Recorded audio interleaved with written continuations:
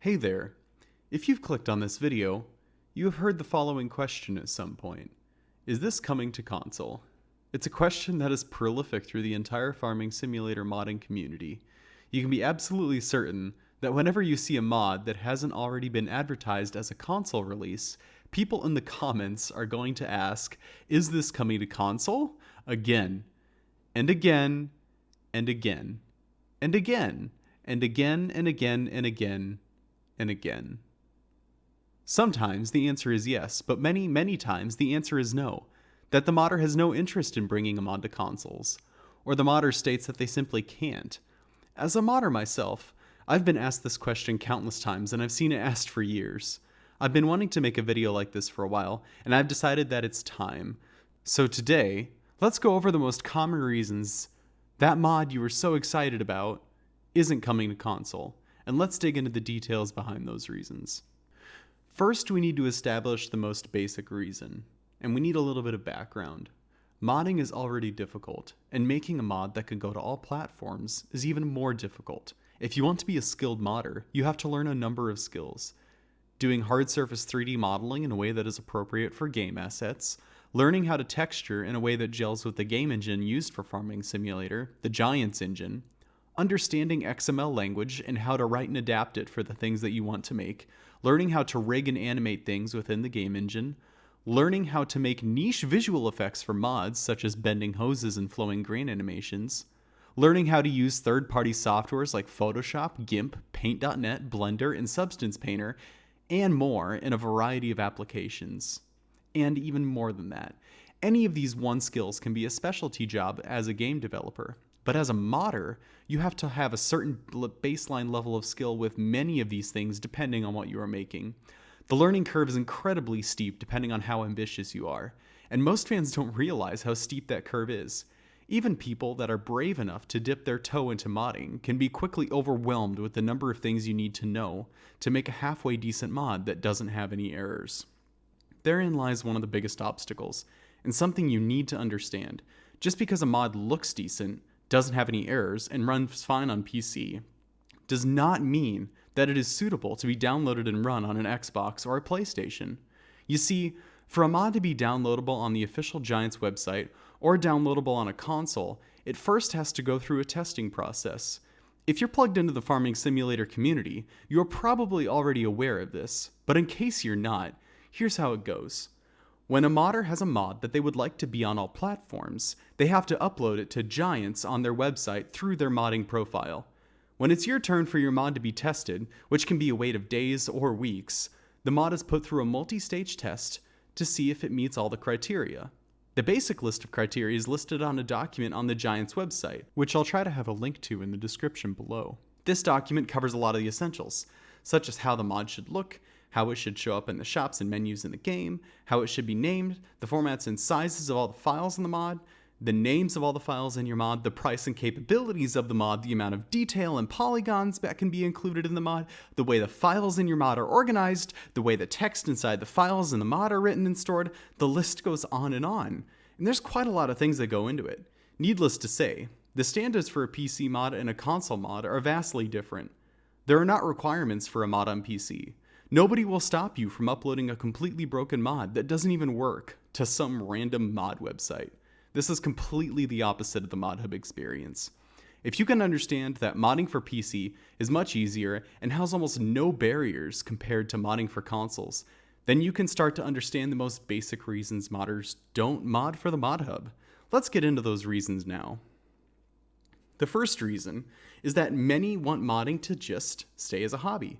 To put it simply, for a lot of modders, modding is simply a little hobby. It's something they can do and sit down and, spend some time on in their spare few days without stressing about all the little details. If you want to mod on the ModHub, you are required to stress about some of the details. You have to worry about the little things. And for some people, that's just not worth it. Some people simply want a hobby with projects they can create and release at their own leisure, not a side business with products that have to be graded. This is also related to the second reason. Modding for ModHub is restrictive. Another reason a modder might not choose to upload mods to the ModHub is because ModHub imposes standards and limitations on the things you make. For example, adding more detail to a model can many times require you to add more shapes or geometry to a model. This geometry is quantified with something called polygons. Typically, more detailed models have to have more polygons. The more polygons a model has, the more power is required from your computer to render it. Because ModHub mods need to run on a multitude of different platforms with different capabilities, they need to limit the number of polygons a typical model can have. Some modders don't like having this limitation placed on them. There are certain details that are difficult to create that both look good and are low in polygons. Sacrifices have to be made, or difficult methods to recreate those visuals at a lower fidelity have to be performed. And not all modders want to take the amount of time to learn those methods, or make the sacrifices that would have to be made modeling-wise. Modeling an adequate amount of detail, while also keeping the number of polygons low, is a skill unto itself. So that aspect can be challenging too. It's just not a way of creating that everybody wants to do. One other thing that I'm assuming a lot of you are familiar with, but I wanted to throw in too, is that ModHub has restrictions on things like brands. So for example, as of the making of this video, Giants doesn't have the right to Ford or Chevrolet. So they can't have Ford or Chevrolet mods in the ModHub. And this happens a lot with a lot of different ag manufacturers too. This is another restriction for ModHub mods and is another reason why you might not see certain things on the ModHub. The third reason is that sometimes ModHub testing can be inconsistent. This is a reason that I know a bit about from personal experience and from talking with other modders. When you submit your mod to Giants for ModHub testing, you get to wait at least a few days, if not a couple of weeks, before you can even get any word back about your mod. Then, when you do hear back, you will almost always get a list of things to change. Now imagine being in this situation. You finished a mod and turned it into testing. It takes about 10 calendar days for testing to be completed, which is not unusual at all, considering that Giants employees don't work weekends and there's usually a bit of a wait. You get your results back and there is a list of things to change. Let's just make a scenario and say, for example, that one of those things was that the tester told you that you need to make the headlights appear dirtier. Let's also say that the challenges needed take about 3 days total between work, family, eating, sleeping, and life. After about 3 days, all your changes are made. You make all those changes and submit again. It takes another 10 calendar days to get the second round of testing. That's 23 days between when you think you're done with your mod and when you even have a chance of having it released. Then, when your second round of testing gets finished, you get your results back and you find out that the tester asked why your headlights get so dirty and tells you they shouldn't get dirty at all. On top of that, they found new issues with things that weren't a problem before, and they have an even longer list of items to change. You just got test results back that are the opposite of what you were told to do 13 days ago, and now you have to spend 3 days changing things and 10 more days waiting for your third round of results, even when you did exactly what they told you to do. You could end up waiting 36 days after finishing a mod to even have a chance of it releasing. This scenario was fictional, but I and others have also experienced things just like this. The problem ultimately stems from the fact that Giants has multiple people doing mod testing, and they all have different ideas of what is acceptable and what isn't. They also don't always communicate with each other about what has been done with mods in previous rounds of testing. This creates an inconsistent and frustrating experience for modders, and I and others I know have had to deal with this. It's frustrating, it's time-consuming, and it's discouraging. When I asked other modders I know why they don't upload their mods to ModHub, this was one of the top reasons. The entire experience can be very frustrating, and I know it has turned more than a couple modders off ModHub entirely. If I could suggest something to Giants to improve the ModHub experience for modders from this angle, if any of them are listening or get word of this, I would suggest 3 things. 1. Please take the time to make sure that all your testers are on the same page about the requirements for mods, so that no matter which tester they get, they are all held to the same standard. 2. Make sure you track what comments have been made about previous submissions for mods, and apply them appropriately for future submissions of that same mod. And 3. If there are small changes or nitpicks, please don't throw them at the modder after letting those things pass the first time around. Just don't.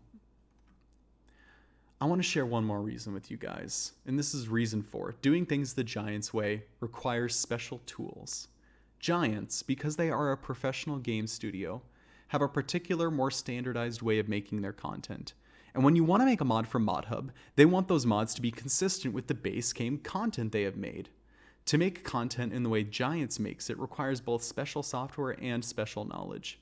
If you want to do everything exactly how Giants does it, you need a copy of Autodesk Maya, which is a subscription that can easily run you hundreds if not thousands of dollars. Otherwise, you can use Blender, a free but still incredible software which is almost as capable in all situations, still has a few somewhat challenging workarounds due to it not being, well, Maya.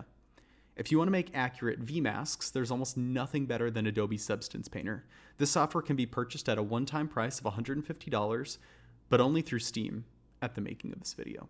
Otherwise, you need a subscription through Adobe, which, if kept for any lengthy amount of time, will again run you hundreds of dollars. These are just the basics, and they don't cover some niche but very powerful softwares for other more specific applications. And on top of that, most of these softwares offer paid plugins that can make very challenging things easy, but at a price. In addition to the costs associated with having all the right tools, there is also the cost with having a machine powerful enough to run all the tools needed to do this.